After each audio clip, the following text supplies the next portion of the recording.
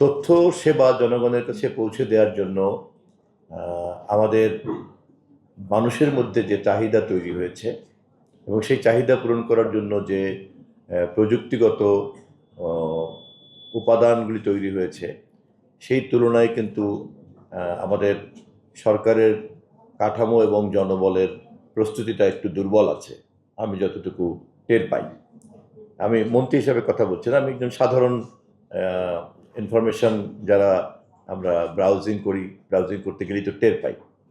তো সেই বিবেচনায় আমি সচিব মহোদয় সহ অন্যান্যদের সঙ্গে কথা বলছিলাম যে খুব দ্রুতই আমাদেরকে একটু সময় উপযোগী হওয়া দরকার, এবং যদি সময় উপযোগী করা যায় আপনাদের মতো মেধাবী কর্মকর্তারা এবং আমরা সবাই মিলে যদি এটাকে একটা সমান্তরাল জায়গাতে দাঁড়াতে পারি এবং সেখান থেকে যদি আমরা আমাদের এক্সট্রিম মশার কয়েল প্ল্যান্ট ফাইবার দিয়ে তৈরি, ডেঙ্গু চিকুনগুনিয়া বাহি সহ যে কোনো মশার বিরুদ্ধে দেয় এক্সট্রিম সুরক্ষা। সেবা দেওয়ার ক্ষেত্রে ঘাটতিটা কোথায় কতটুকু আছে এটা যদি বুঝতে পারি, আমার মনে হয় যে এত বড় একটা বিশাল দক্ষ জনবলকে আমরা ঘুমন্ত না রেখে বা এটাকে আংশিক সক্রিয় না রেখে এটাকে একটা পূর্ণাঙ্গ সক্রিয়তার মাত্রায় আমরা আনতে পারি।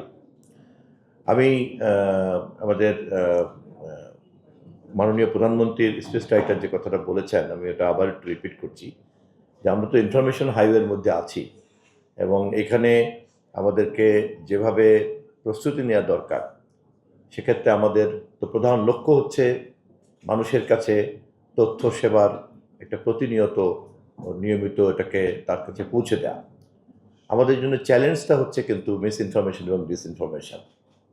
ফলে লক্ষ্য এবং আমাদের চ্যালেঞ্জ এই দুটোকে সামনে রেখে আমাদের যেভাবে একটা স্ট্র্যাটেজিক প্ল্যান তৈরি করা দরকার এবং সেই অনুযায়ী আমাদের মিনিস্ট্রিকে যদি আমি একটা ডিভাইসের সঙ্গে তুলনা করি তাহলে এই ডিভাইসটাকে যেভাবে রিক্যালিব্রেট করা দরকার এবং এটা বিল্ট ইন সিস্টেমের মধ্যে যে ধরনের পরিবর্তনগুলি আনা দরকার সেটা যদি আমরা করতে পারি তাহলে কিন্তু সব ধরনের অ্যাপস যেমন একটা আধুনিক ডিভাইসে ইনস্টল করা যায় কিন্তু পুরনো ডিভাইসে কিন্তু সেটা করা যায় না।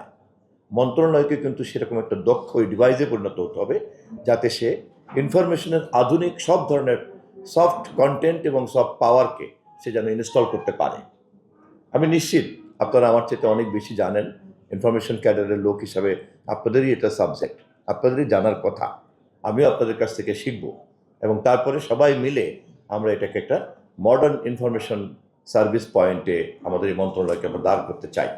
মাননীয় প্রধানমন্ত্রী যতবারই কথা হয়েছে আনুষ্ঠানিক এবং অনানুষ্ঠানিকভাবে ততবারই আমার কাছে মনে হচ্ছে এ ব্যাপারে উনি কিন্তু একটু বিশেষভাবে মনোযোগী, এবং আমি আপনাদের সকলকে সাথে নিয়ে মাননীয় প্রধানমন্ত্রী এবং সরকারের সেই প্রত্যাশা এবং জনগণের প্রত্যাশা পূরণ করার একটা লক্ষ্য নিয়ে কাজ করতে চাই, আপনাদের টিম লিডারের দায়িত্ব পালন করতে চাই।